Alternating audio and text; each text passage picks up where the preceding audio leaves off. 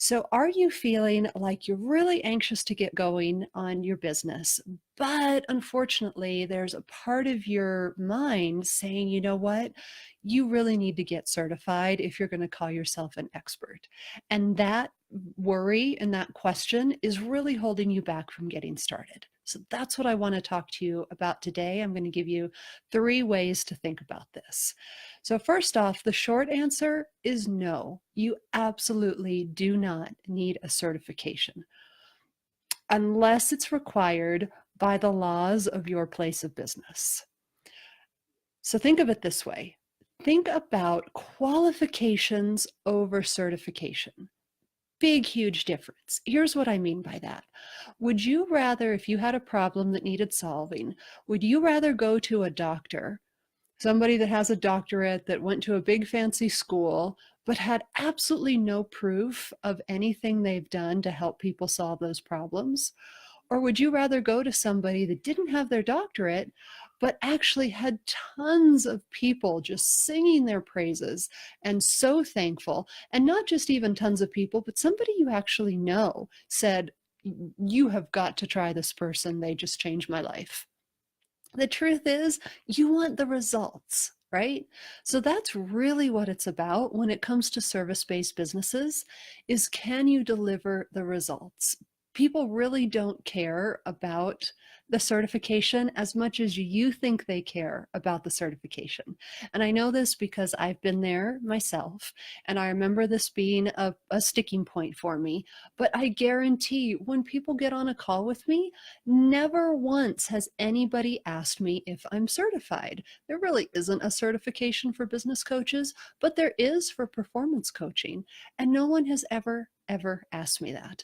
And the reason that I decided not to pursue a certification is because when I was first getting started in business, somebody suggested that I interview people that were already doing what I wanted to do. And I was overwhelmed and surprised by how many people said that I should not get my certification. And these were people, some of them often had certifications, and they now, looking back, wish that they hadn't gone that route. And I'm going to talk a little bit about that, about why, but that's the first and most important thing for you to remember. Just get that in your head: qualifications over certification. Um, Now, here's the thing. If you don't necessarily know if you can get those results, guess what? Get get it. So here's what you do. You can work for free, you can work for pro bono, and you can actually not have to feel any kind of pressure because of money spent to actually deliver those results and get some social proof, get some testimonials, and prove that you can do the work. Another thing you can do, if you actually really do need to start earning the money and you're pretty sure that you can do it, but you just want to make like absolutely damn sure that you can do it, then just go ahead and tell people that it's a beta program. Like, this is a beta test that I'm going to be running. I'm giving a super reduced rate for this first round. I'd love to have you be a part of it. You know what? People love that kind of stuff. They love to think that they're getting a great deal. They love to be on the ground floor of someone who's going to explode. Like, how many people do you hear that say, "Oh yeah, I attended Marie Forleo's B School like 7 years ago or something," and everyone's like, "Oh my God, you knew her when?" Or you were with her back from the beginning. I mean, that's something that people really enjoy. So own that beginner status, because it allows you a lot more flexibility with people. People are very forgiving. People like to think that they're part of something new. And it's a really good win-win situation for both of you. You can be very honest about the fact that I'm trying this out, but I'd really love your feedback. Please give me your immediate feedback so that we can adjust right here and I can get you the results that you need. That's something that isn't as available to a more established coach, because people, they don't feel as comfortable giving you that immediate feedback, right? Because you've placed yourself more in this expert position. So like, really own that and use that while you can when you're starting out, because you can learn so much from the people you're helping, and it will really help, really give you those amazing testimonials that will get you so much further, so much faster than if you spent a year doing your certification and weren't actually like gathering that real time information. Last thing to think about, well, I actually have 3 topics. This is the last part of the first topic. So in the qualifications over certification, like think about ongoing professional development instead of a certification, because that is really, really important. I mean, how many of us have gone to a doctor where it feels like, okay, yeah, maybe they went to med school 25 years ago, but they probably haven't opened up a book since then. Like everything they're talking about is so antiquated and they really don't want to listen to what you're talking about. I know I've been there before. It drives me up the wall. I absolutely can't stand it.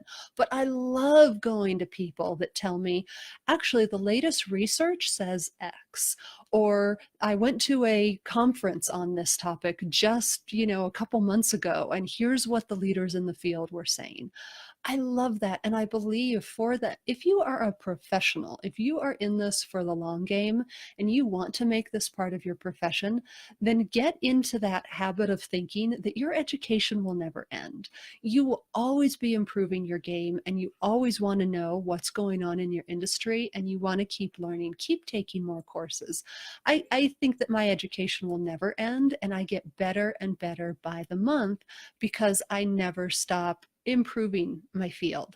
And that's really what sets the people that are going to continue for the long game and that are really, really going to make it happen from the people who kind of start out but then fizzle out. That's really the main difference. It's that growth mindset, you know? Okay, so the first is qualifications over certification. The second thing to think about is this whole idea of an expert. And I hesitated using the word qualification because I know that trips up a lot of people as well. They're like, am I qualified enough? Do I need more qualifications? Who am I to say that I'm an expert? And so, really, what an expert means is that you are 2 steps ahead of somebody. And you're really in a good position to help somebody if you're not 100 steps ahead of them. Because the truth is, once you're 100 steps ahead of somebody, you kind of lose that beginner's mindset and you start to forget what it's like and what you exactly need to teach somebody in order that they can move forward really quickly. So the reason I say 2 steps ahead instead of 1 step ahead is because 1 step ahead means that you've actually been there, you've actually done it. The second step ahead is that you can teach it. And that's a totally, totally different thing. Like, how often do you know something in your head and then you try and explain it to somebody and you feel yourself getting a little tripped up, right? And that's again why this pro bono work or this beta testing work that I mentioned in the first step is so key to helping you get your system down, get your process down, and get your confidence up. So just remember that expertise doesn't mean that you are the best in your field, because the truth is everybody's better for somebody than someone else. Like, we all resonate with people for a certain reason. We all have certain needs that are satisfied by a different person, and that comes out with the people that you attract and the way that you're able to help them. And so even though someone's doing exactly the same thing that you're doing, and in your mind, you think they're doing it better than you, the truth is it may not be exactly what your customer needs to hear. It may not be delivered in the way that your customer needs to hear it in order to move them forward and get them those results, which, remember, is all that matters. All that matters are the results. And so think about that in terms of expertise and getting tripped up on that.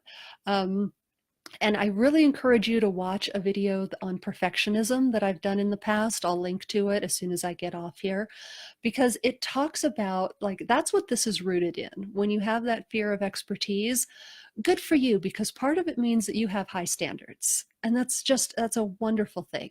But when your perfectionism keeps you from moving forward, there's a problem. You know why? Because people really need your help and they don't care about all the things that you do when it comes to making, your website perfect, your credentials and your qualifications perfect, and the way you present yourself perfectly. And they don't really care about that. What they want is for their problem to be solved. And I lay out a whole story, a whole analogy that's really helped a lot of people in that video about perfectionism. So definitely check that out. I'm going to link to it. So the first thing to think about was qualifications over certification. The second thing was this whole issue of expertise and, being an expert and being qualified. Just remember, really what that means is that you're 2 steps ahead of somebody. It means you've done something they're trying to do, or you've helped others do something they're trying to do, and you know how to teach it in order to help them get to that same place. The third and final thing is to be really careful about the voices in your head. And when I say the voices in your head, I can mean the inner critic. I can also mean those voices that are telling you that you should probably get certified. And the reason is they're really, really smart. And they know logic really, really well because they know you better than anyone, right? They've been with you your entire life 24/7. And so nobody can talk you out of something as well as your own brain can talk you out of something. So here's an example. Okay, for instance, if I were thinking of something and a voice in my head said, Jenna, you are just a worthless piece of shit. You are going to go nowhere with this. That wouldn't really be effective for me because I've been in the game long enough that if I heard that kind of voice in my head, it would catch me off guard because I don't usually talk to myself that way anymore. I used to. But it would catch me off guard and I would laugh, right? So it wouldn't really be effective. I'd think, well, where did that come from? That's a blast from the past, and I would immediately work to counter that sentiment. But since that brain is so smart, now it's figured out another way. So now it would maybe say to me, well, Jenna, that's a good idea, but wouldn't March be a better time frame to do that? I mean, think about it logically. You've got this going on and it would be a perfect pre-launch to this other thing and blah, blah, blah, blah. Okay, the point is that your brain is amazing. The way I like to think of this is like a really high class executive assistant. Those kind of people where you can just tell them like a broad vision and they will run with it. They'll execute everything. They'll get everything laid out for you. And you don't really have to give them the how. You don't really have to give them you don't have to check on the work that they're doing. They are amazing. They can do everything. So the only problem with those kind of people, I don't know if you've ever worked with these like hyper efficient people before, but they kind of start getting a big head and they kind of start thinking that they know better than the boss, right? And that's how this person is, this part of our brain that kind of takes over for us. What happens is you may say, I have this plan to start a business. Brain, I want you to execute this for me. But what they're thinking to themselves is, yes, ma'am. But you know what? A long time ago, you gave me these other instructions. And the other instructions said, don't let me get too full of myself and don't really let me, I don't really want to get ahead of myself. And people that earn money like that are all rich and greedy. And I never want to be like that. And so because it has these prior instructions that you've given, it says, you know what? I know you think you want to start a business, but I know better than you do. And so I'm going to steer us in this direction, which is the safer direction based on this earlier programming. And so that's what you really have to watch out for. It's difficult to do, like I said, because this assistant is so damn good. She is so smart and she really knows how to craft her argument. But whenever you have a desire to move forward, it is coming from somewhere. You have a deep calling. There's a reason for that. And so every time you hear a fear start to come up, or a reason why, or what about if, or but just don't, just stop and breathe and make sure that that is not coming from this wonderful assistant that's trying to help you out, but is really just getting in your way. You need to work on kind of dismantling that previous programming and to actually clear it and to institute a new set of programming and to really let your assistant know, hey, girl, you got my back, and I really appreciate that. I see what you're trying to do. I know you're trying to keep us safe, but we're going in a different direction. And I know you have it in you to make this work. I know you can do this for me. We're going to take it one step at a time. We'll get the support we need. We're going to get a good accountability group. A bunch of other of our good, besties are going to be there with us, and we're going to make it happen. And you can just reassure her, and then you can move forward. So, three things to keep in mind when those thoughts start popping up about, do I need to be certified? Am I really qualified enough? First of all, qualifications over certification. And you can get those qualifications by actually working with people and actually, allowing yourself to do some pro bono work or some beta testing, or to transfer skills that you've used elsewhere that you know are transferable. And then you can gather testimonials. Even if it hasn't been paid work, it doesn't matter. It can be neighbors that you help. It could be friends that you've helped. Gather that and allow yourself to move forward. Just get going on it. The second thing is, think about that word expert and really tell yourself it just means two steps ahead. You need to have gotten there or helped other people get there, and you need to be able to tell somebody else how to do the same thing. And then the third and final thing is, just be really careful, really damn careful about those voices in your head. They're very crafty, and they'll try all sorts of things to keep you back with your original programming that was, years and years ago, and that doesn't really serve you anymore. But don't allow yourself to think that's just the way it is, because it's not. Every single minute of your day is a different decision point. You can make a new decision. You can move in a different direction. We have so much more power than we think we do. And in terms of dealing with these voices in our heads, everybody has them. Someone brought this up today, and I think it's such a great point. And sometimes I forget to say this to everybody. Everybody deals with these voices in one way or another, and people just learn how to manage them better and to get used to them and to move forward. And that's what I hope for all of you.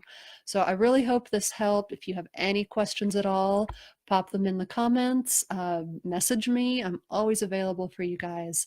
I love talking to you, and it's been great. Thanks so much for watching. Bye.